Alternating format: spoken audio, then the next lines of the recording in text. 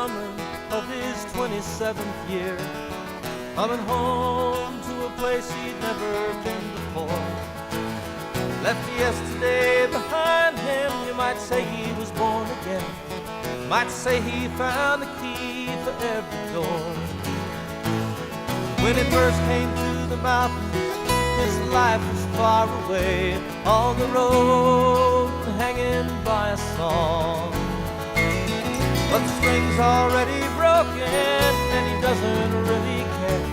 It keeps changing fast, it don't last for long. Colorado, Rocky Mountain High, I've seen it rain and fire in the sky. The shadow from the starlight is softer than a lullaby. Rocky Mountain High, Rocky Mountain High. He climbed Cathedral Mountain, saw silver clouds below, saw everything as far as you can see. And they say that he got crazy once and tried to touch the sun, and he lost a friend but kept his memory. Now he walks in quiet solitude, the forest and the streams, seeking grace in every step he takes. His side is turned inside himself to try and understand the serenity of a clear blue mountain lake. In the Colorado Rocky Mountain High, I've seen it rain and fire in the sky.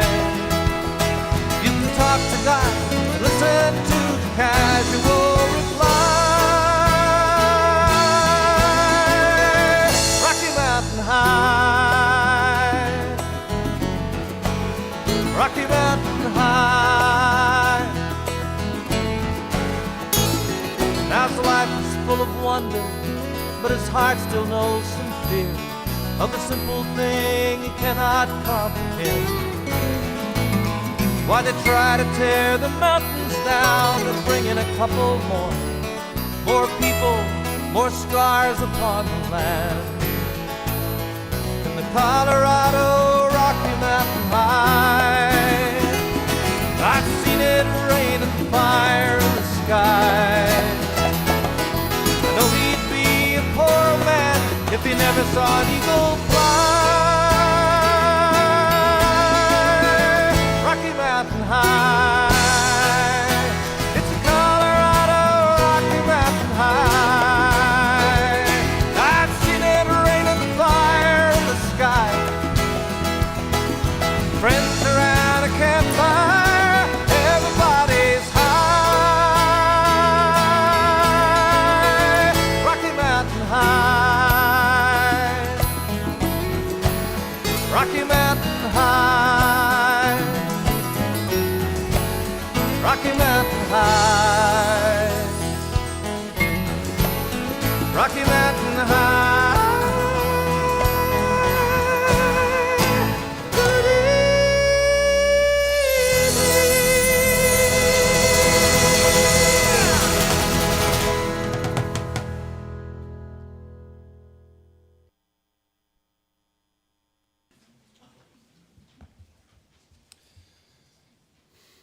Friends, good afternoon. I'm the Reverend David Schwartz, lead minister here at the Unitarian Universalist Church of Boulder, and I welcome you into this circle of memory and of hope. Let's begin with an intention.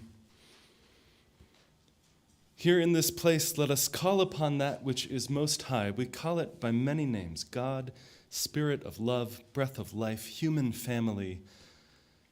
Abide with us and bless us in this hour.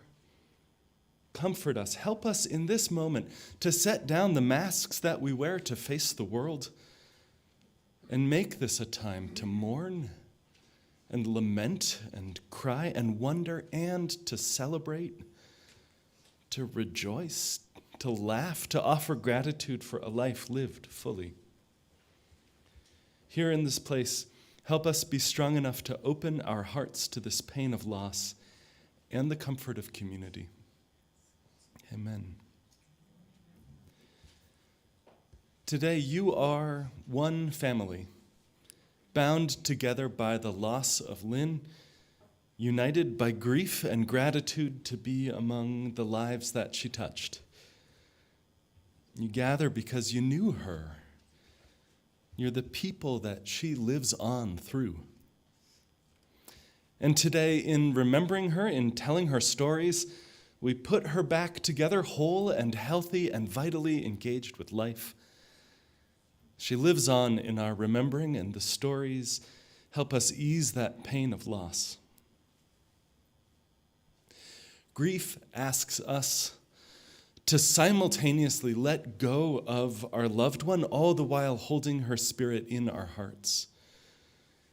And may the stories we share here live on, making our daily lives all the richer. We all grieve differently and in different ways and at different times. Grief comes in waves, sometimes so strong that functioning is difficult. Other times, grief is just dull numbness. It makes you question the depth of your feelings, your loyalty. Sometimes grief is rage. Grief is anger. Grief is despair at things unsaid and undone. And friends, we're not here to find the answers to all of those questions. We're not gathered either because this is the time to move on and be done. We're not here to finish our grief, but to be in it together. We need to grieve alone, and we need to grieve together, all of us coming back to the well as one. And as we celebrate Lynne's life and mourn her death, we're reminded that life is precious and fragile. And our work isn't to deny that or ignore it, but to know it and feel it, as painful as that may be. And then in grief and hope, to let the best of her light shine on through us, added to our own. I invite you into stillness for this interlude.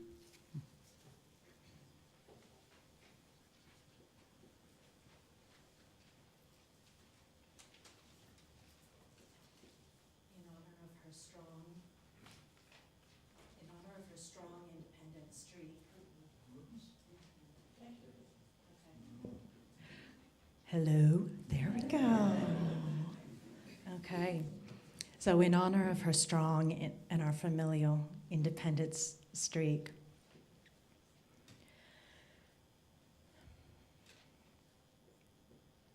and now the end is near, and so I face the final curtain. My friends, I'll say it clear. I'll state my case, of which I'm certain. I've lived a life that's full and traveled each and every byway, and more, much more than this, I did it my way. Regrets, I've had a few, but then again, too few to mention. I did what I had to do and saw it through without exemption. I planned each charted course, each careful step along the byway, and more, much more than this, I did it my way. Yes, there were times, I'm sure you knew, when she bit off more than she could chew, and through it all, when there was doubt, she ate it up and spit it out. She took it all and she stood tall and did it her way. She loved, she laughed and cried. She had her fill, her share of losing, and now as tears subside, I find it all so amusing to think we did all that. And may I say, not in the shy way. Oh no, not Lynne. She did it her way.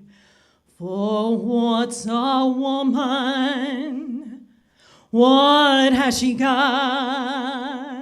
If not herself, then she has not to say the things she truly feels, and not the words of one who kneels. The record shows she took the blows and did it her way.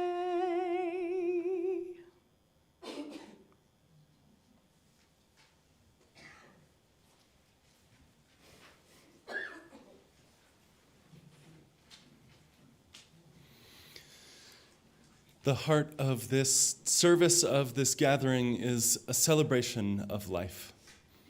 And it's the stories of Lynne that you have to share in all their delight and complexity too. In that spirit, I'll invite Jack to come forward and share a memory, and then move on from there and open the mic to anyone who'd like to come and share.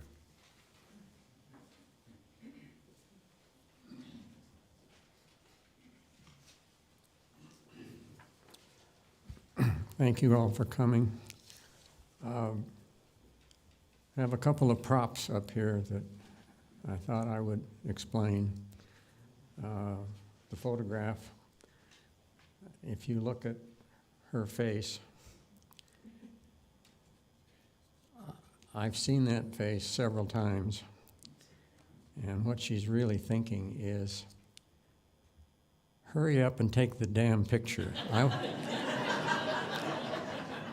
I want to get going. And that was her attitude. On this side, she has a sister who lives in Guatemala. She's been down there to visit many times. I've done volunteer work down there, and so she has a very soft spot in her heart for Guatemala and being there. And it's a little difficult to read, but this was her favorite T-shirt, and I brought that along. It says, "I don't need therapy. I just need to go to Guatemala." And so those are my two props. I wrote this out and I'll read it because otherwise I'm not going to get through this. The phone call I had been dreading arrived at 7 a.m. on Tuesday, December 20th.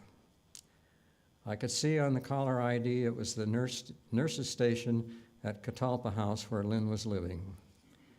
I recognized Jessica's voice as, with a catch in her throat, she said these words that I will always remember. Our lovely Lynne has passed.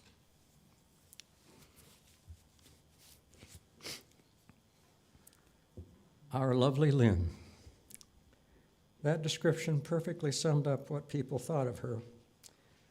The Catalpa staff loved her, for she always treated them not as her servants, but as her equals.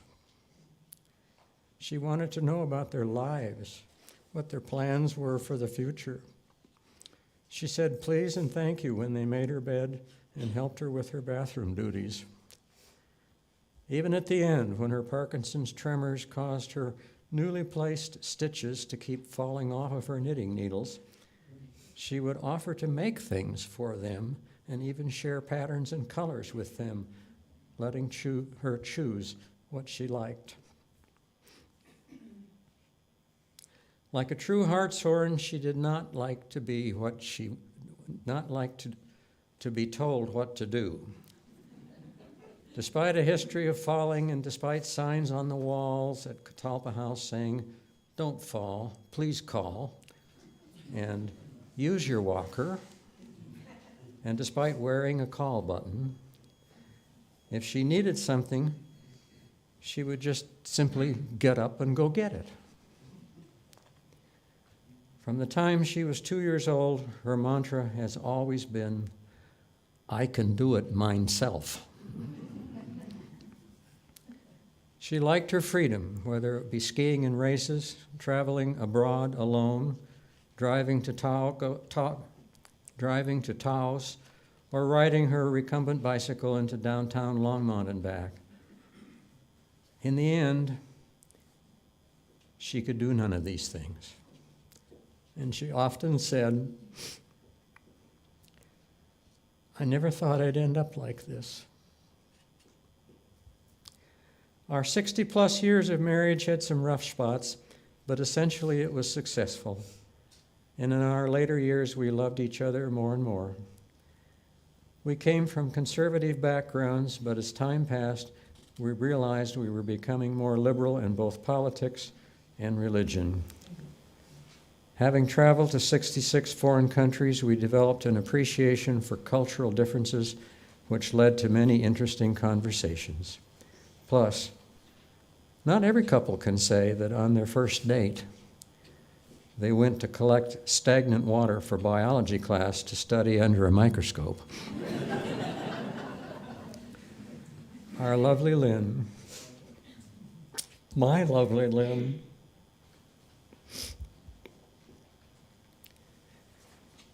there's a hole in my heart right now.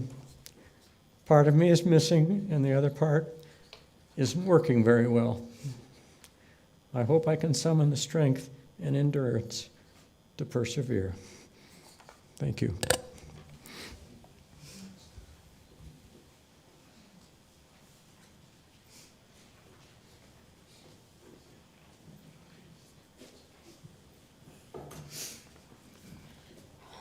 Thanks, everybody, for coming. I'm going to do the same thing because I'm falling apart, too. I've got my brother's words here as well. He couldn't come twice. He had to make a choice, and he chose to come and see her in life rather than in death. So this is from my brother, Tom. Hi, everyone. I wish I could be there with you celebrating the life of my mom. It would be nice to hear all of your stories about her. A lot of you may already know, one thing my mom was especially proud of was that she taught me to ski. She loved telling stories about me finally surpassing her abilities as a downhill skier, my need to go faster than she, and of how proud she was of me. As a teenager, obviously, skiing with friends became more important to me than skiing with my mom. I lost my place. Oh. She knew that and encouraged me to do so. Reflecting on it now, I remember being on the mountain with my friends, and there were times when I was proud of her too. I remember pointing out to my friends, "That's my mom over there, teaching the blind how to ski." She loved being on the mountain teaching. First it was me, then it was the blind, anything that could get her on the slopes. She shared with me her love of skiing as well as her passion for odd musical instruments, like the saw, the hammered dulcimer, and most notably the spoons. She also loved cross-stitching and knitting, but the skiing was the only one that stuck with me. The others stuck with my sister. She encouraged me to get out and do other things. Just after high school, I didn't know what I wanted to do, so she encouraged me to go be a ski bum at Jackson Hole for a couple of years while I sorted it out, pushing me to experience life on my own. Then supported my decision to be a chef. Why she didn't talk me out of that one, I will never know. She encouraged me to take helicopter flying lessons, photography, drawing, whatever I showed interest in or had a passion for. She was there helping me sort it out, mostly playing devil's advocate, but she was supportive in any decisions I would finally make. I moved out of the house a few times. The first was Jackson Hole, then back home. Then flight school then culinary school in San Francisco, then back home. Then flight school in California, but this time, no back home. I know she wanted me to be where I was doing what I loved, but I also know she also always wanted me to move back to Colorado. She would ask me about it regularly. Even though I was states away, we were still able to visit, them visit us, and for her to see my kids grow up. She was a loving mom. She cared and she did her best for Gretchen and me. She always wanted what was best for us, but sometimes that made me feel like I wasn't doing good enough because it wasn't best. I know in my heart that she always meant well, doing the best she could to make sure we had a good life. I know she loves us unconditionally and is still proud of us now. When I close my eyes and think of her, I feel love and peace. I feel blessed that I was able to be at her side for her final days on this physical earth. I sat at her bedside and whispered in her ear that she is surrounded by those who love her, and we're all here to say bon voyage as she departs on to the next chapter of her soul's journey. I know that wherever she may be, she is at peace. All right, give me a second. So I can read my own. My relationship with my mom was always rocky. We were the same person and we both had mental health issues. It has taken me a lifetime and a lot of soul searching to realize that she did love Tom and me and that I did love her too. I have come to know that everything she did for us, she did with the best of intentions. As most of you know, knitting and to a lesser extent cross-stitching were passions of hers. I have had several beautiful sweaters over the years, and she knit a beautiful darling one for my girls when they were tiny. I treasure that one. In addition, when I married Bob and began to have kids, she knit all of us Christmas stockings, and she stitched an advent calendar for the girls that we still hang today. She tried to teach me to knit, but it never took. My scarves just kept getting wider and wider. What did take was cross-stitching. It is a passion of mine and has led me to a wonderful group of like-minded women that I stitch with regularly. I think she believed in me more than I did in myself at times. When I said I wanted to go to boarding school, she sent me back east, alone at 13, because she knew I could do it. And I did. Madeira changed my life. I also owe both my parents a debt of gratitude for that experience because it was expensive and they made it work knowing how important it was to me.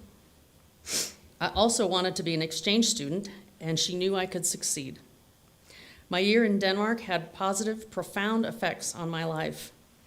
But during the darkest winter months when I was depressed, she reminded me that I was not alone and that the sun would shine again. Mom and Dad instilled in me a love of travel and culture that started in Denmark and continues to this day. They traveled the world together, something I hope to emulate, and I am well on my way. Having grandchildren was one of the highlights of her life. When each of my girls was 7, she took them to Disneyland, and I was so grateful for that because it meant that I didn't have to.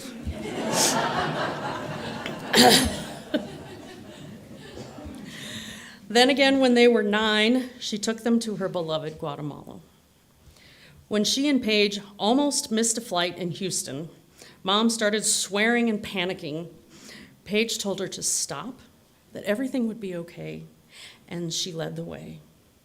Mom loved to tell that story. As the girls grew up and communication between them became difficult, she still supported them. She couldn't always express herself properly, but she was beaming inside when Paige decided to pursue her passion for history by moving to Wales and then England, ultimately marrying John and staying there. And again, she beamed when Laura started music school at CU. This was a passion they shared. Later, when Laura moved to the cannabis industry, Mom was happy that Laura was happy, even though she didn't understand the transition. Mom never understood why Amanda never pursued a career with reptiles. But as Mom always struggled to be her true self, she respected that Amanda has always lived her life on her terms. Mom was an atheist to her core, so she didn't believe in heaven or hell. I am wearing my Viking key to Heaven's Gate in her honor today, in the hope that wherever her soul has landed, she is at peace.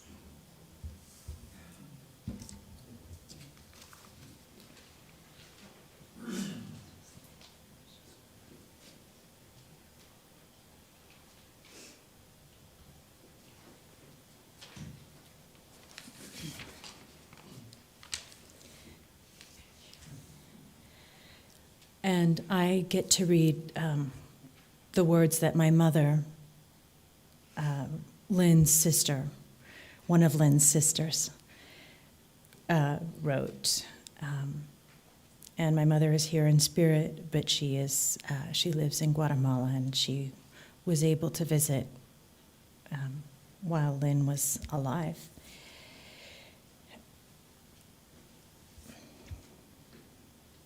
Along with all of you, I am mourning Lynne, my big sister, my teacher, protector, friend, and ally. I have known her longer than anyone gathered here today, and I'm mourning her loss deeply in unexpected ways. So this will be a struggle. Mercifully, I visited Lynne and Jack 6 weeks before her passing, when she was still talking coherently, walking short distances determinedly with her walker, and with her sense of humor intact. That week in Longmont was a true blessing. As most of you knew Lynne only later in her life, I'll start with our childhood, when I looked up to her, who taught me how to ride a trike, and then a bike, and then how to drive.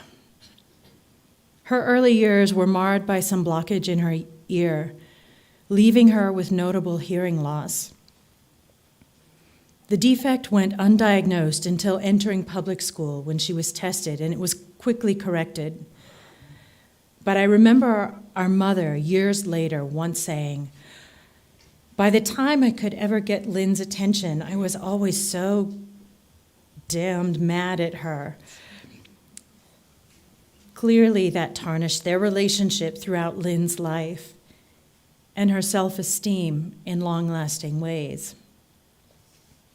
But in the true Hartshorn tradition, she carried on, Blazing her own path in her own way, she became an excellent skier, a sport she treasured as long as she could do it. She served as ski instructor to her two sisters and ultimately taught in a blind skiing program.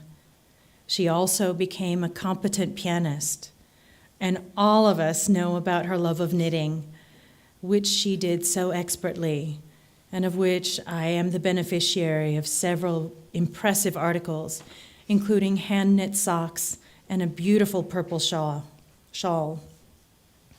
An unforgettable experience for our whole family was moving temporarily to Hawaii in 1955 for 3 months, while our father served as a fill-in physician on a sugarcane plantation.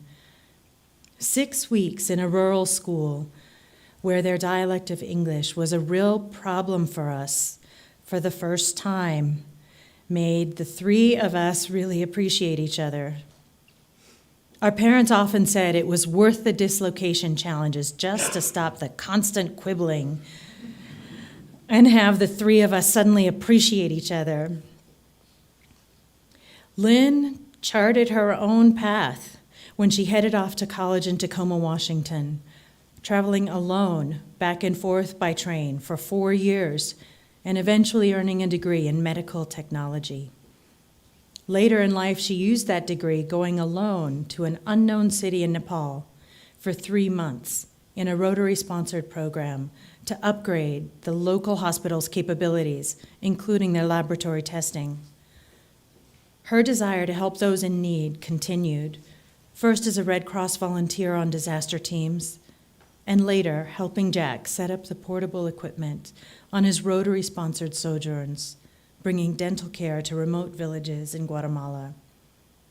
Given her concern for minimizing damage to the environment, as her final act, she stipulated she wanted her body to be water cremated, a process that entails no smoke or contamination, but rather results in enriching the soil. Yet another gift to those around her and to those she left behind who love her so.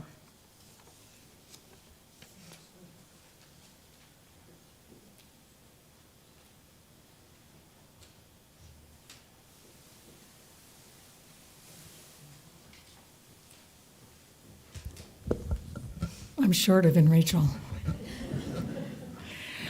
I am Kay, oops, that's loud. I am Kay Hartshorn, now known as Catherine, the youngest of the 3 girls. Lynne obviously was the oldest of the 3 girls of the Hartshorn trio. When we were young, back in the day, before internet, people came to the door soliciting for their charity. And my father got tired of answering the door and either giving money or declining to give money. So he created a barter system. And he printed little blue tickets for admission to the Hartshorn Trio. These lovely and talented girls occasionally present dance recitals, swimming exhibitions, cooking demonstrations, musical presentations, and temper tantrums for the entertainment of those who have supported their program of education and training. Since this program is designed to keep these girls off the street and out of trouble, and to train them to become good wives, mothers, and citizens, the program is deserving of the support of all who are asked to contribute. If this coupon is not exchanged, the purchase price will be considered as a contribution to the Hartshorn Trio.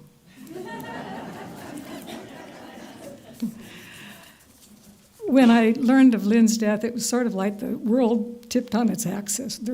I've been part of the Hartshorn Trio, now we're only a duo. So it's a whole new way of being. But it's wonderful for me to be here today and see how loved Lynne is by all of you. And I've known for years how loved she's been by Jack and her children. So thank you for coming.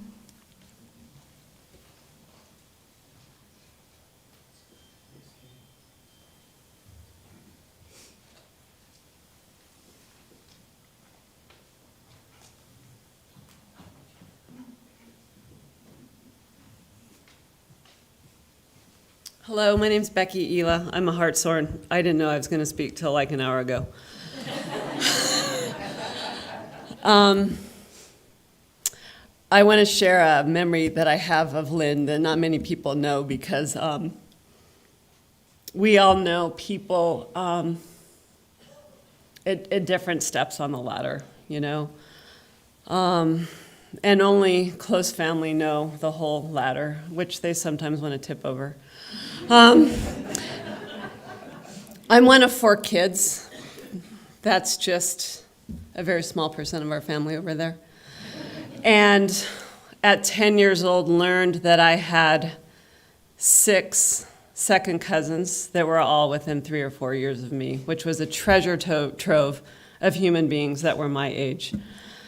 Gretchen and Tom were 2 of those. Rachel, who sang, Eric, who's over there from California, were also in that group of gaggle of children. I grew up on the Western Slope, and at some family reunion, Jack and Lynne and my mom and dad, Denny and Barbie Hartshorn, thought it would be a great idea to swap kids.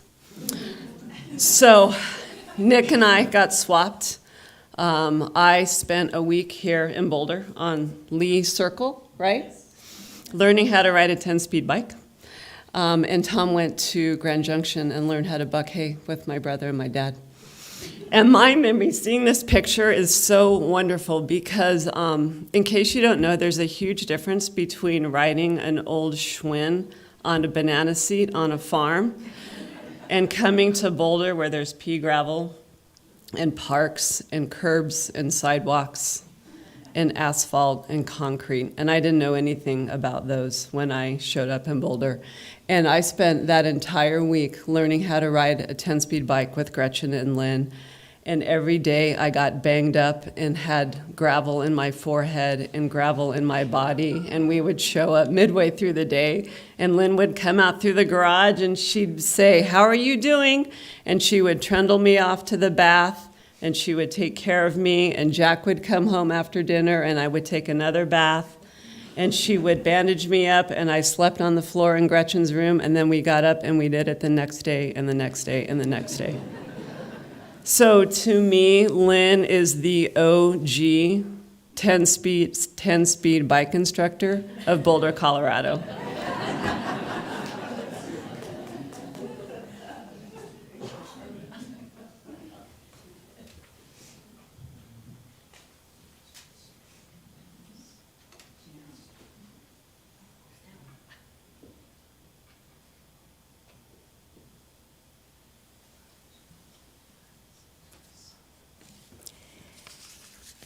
I'm just a friend, but a close friend that I hope Lynne felt the same way.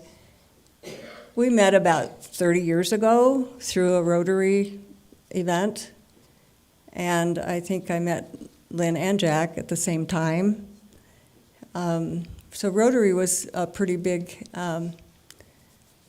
element for quite a while in our relationship. So I thank that organization a lot. I think as I look back at my records, met Lynne about 30 years ago, and we became very close friends probably within the last 10 years. And I was drawn to her, as I think a lot of you, because of her quick wit, her humor, her intelligence, and she was a free spirit, absolutely. And I think Jack might double that. And she did what she wanted to do. And God bless her for doing that. My most memorable recent memory of her was a cruise that we took together down the Rhine River. And it was the Christmas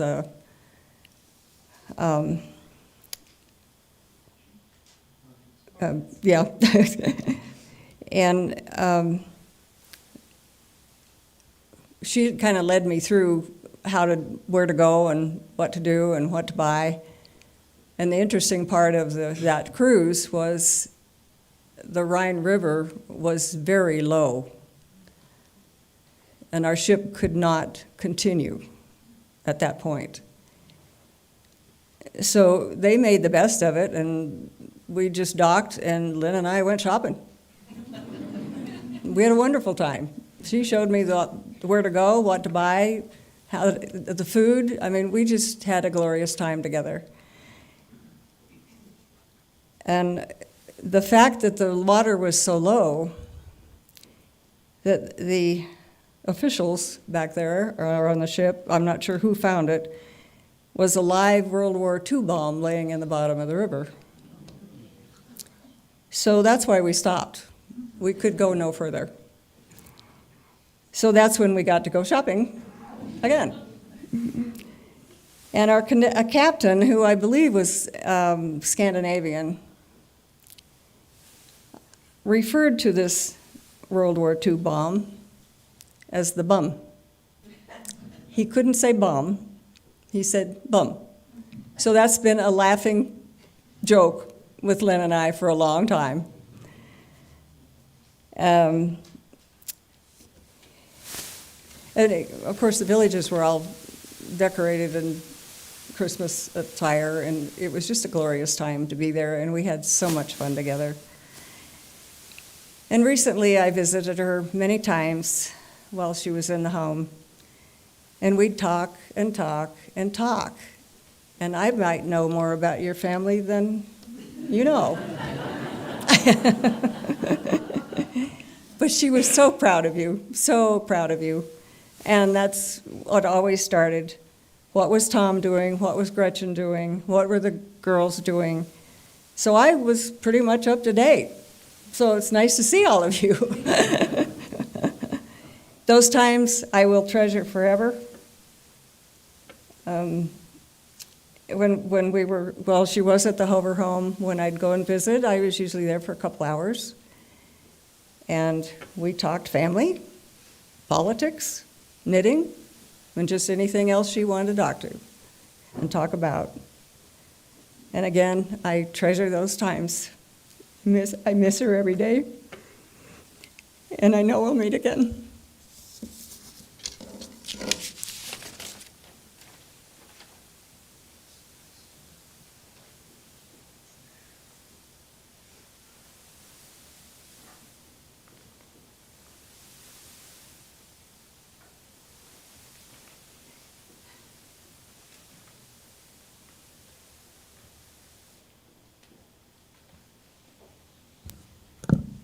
Is there anyone else who'd like to share a remembrance or a story?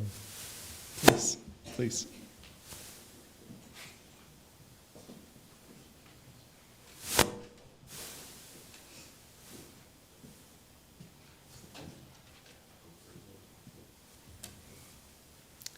My name is Gail. I own Longmont Yarn Shop. I wasn't really prepared to speak, but as I've sat here, I feel like I need to share. I've only known Lynne for the last 10 years, and I have to tell you, she seemed to make it her mission to single-handedly keep Longmont Yarn Shop open. And she always came in asking what was new, wanting to know what we were selecting for yarns. She often had a pattern in hand and she wanted help selecting things. And she would come to the counter often with a pile of yarn, and I'm like, "Are you sure?" And she'd say, "Well, yeah, don't you think I can make this?" And I'm like, "No, I'm pretty sure you can do anything you want to." And that was kind of Lynne. She was spunky and witty, and again, I've heard so many stories about her kids and her family. It's nice to put faces with names. I do know her heart was full and proud of her kids, and she'd say things like, "Do you know what Paige is doing? Can I show you a picture of her? She's grown into this beautiful woman," and she adored you, Jack, and she knew she had your total love and support in shopping.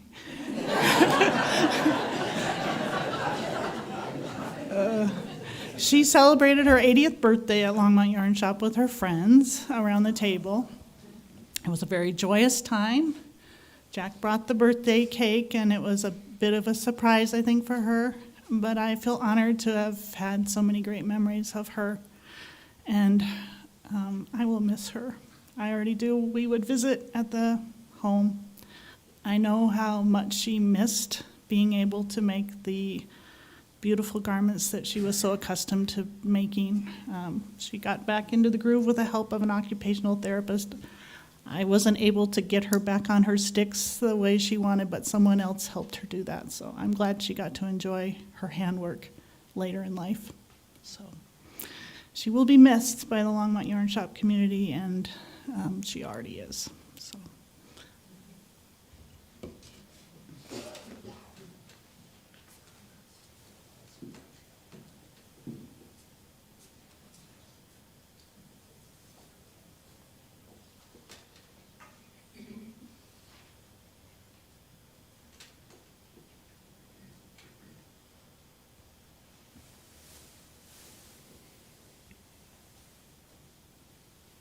Is there anyone else who'd like to share? You join me in a moment of quiet and stillness as our interlude plays, as this music from Jack plays.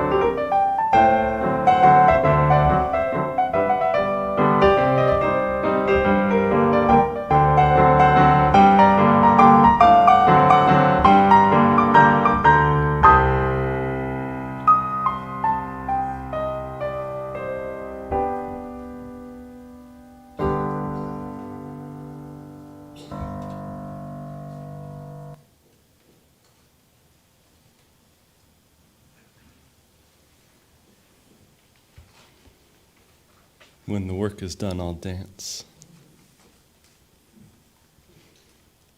Will you join me in a spirit of prayer and meditation? Spirit of life and love, which we call by different names, which we address in different ways. In this moment, our hope and our prayer, our intention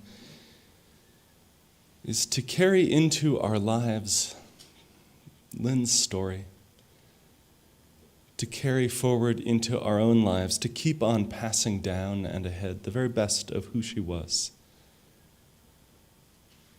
That the care and commitment at the core of her doesn't pass away, but passes on to each of us.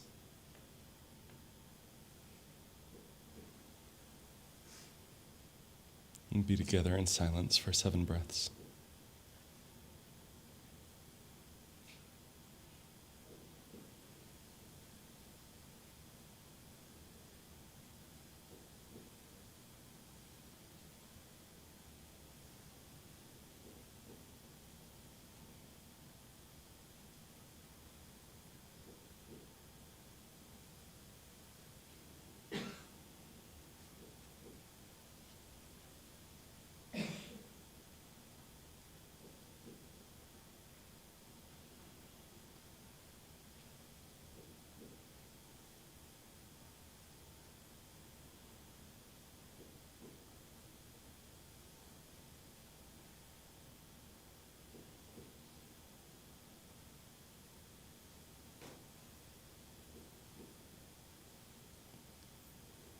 Amen. And the poet says, to live in this world, you must be able to do 3 things. To love what is mortal, to hold it against your bones, knowing your own life depends on it, and when the time comes, to let it go. To let it go. Friends, as the music begins, I invite you to join Jack and family next door in the Sky Room to keep on telling stories, spending this time together. Go in peace, and amen.